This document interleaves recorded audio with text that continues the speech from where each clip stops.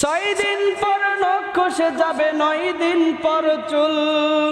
কবর গৃহের সামান নিতে কইর না কেউ ভুল। কবর জায়গা ভালো নয়, কবর জায়গা ভালো নয়, কবর জায়গা ভালো নয়।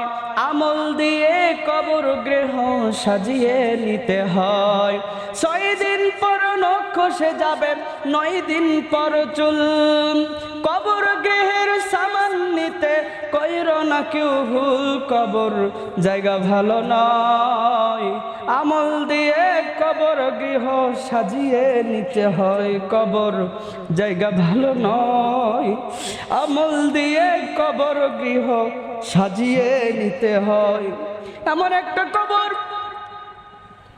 আবার 60 দিনের মধ্যে আপনার 17 দিনের মধ্যে ভুঁড়িটা টেরা হয়ে যাবে, মাটির সাথে পোকাই খাওয়া শুরু করে দেবে। 60 দিনের মধ্যে আপনার গোস্তগুলো পচে সব শেষ হয়ে যাবে। কবর এমন একটা জায়গা, হাড়গুলো আলাদা হয়ে যাবে। এই হাড়গুলো আলাদা হয়ে যাবে, কিছুদিন পর হাড়ের খোঁজগুলোও থাকবে না। আজকে আমরা যেই দুনিয়ার মহাব্বতে পড়ে অন্ধকার কবরের আযাবকে ভুলে গেছি, রবের হুকুম থেকে দূরে চলে আসছে, আমাদের একটু ফিরে আসা দরকার।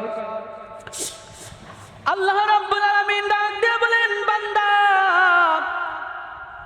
তোমাদেরকে ডাক দিয়ে বলতেছে সময় আছে। ইয়া আইয়ুহাল্লাযীনা আমানু তুবু ইলাল্লাহ, তুবু ইলাল্লাহি তাওবাতান নাসুহা।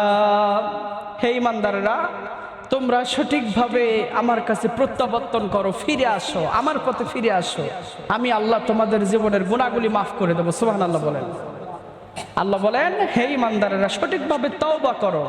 কবর একা থাকার ঘর, কবর অন্ধকার ঘর, পোকামাকড়ের ঘর, আযাবের ঘর, আগুনের ঘর।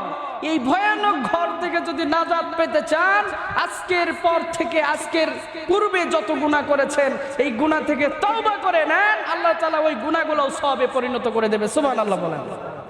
শরীর তাজা রাখার জন্য, সুস্থ রাখার জন্য হারাম পথে চলতেছেন, নামাজ কালাম ছেড়ে দিয়ে যা মন চাই তাই করতেছেন, নিজের মন গড়া মতো চলতেছেন। আল্লাহ তো ছাড় দিয়েই রাখছে, চলেন, চলতেছেন, অথচ এগুলোর কোনো মূল্য নাই, মাটির সাথে মিশে যাবে, সবকিছু সব মিশে যাবে।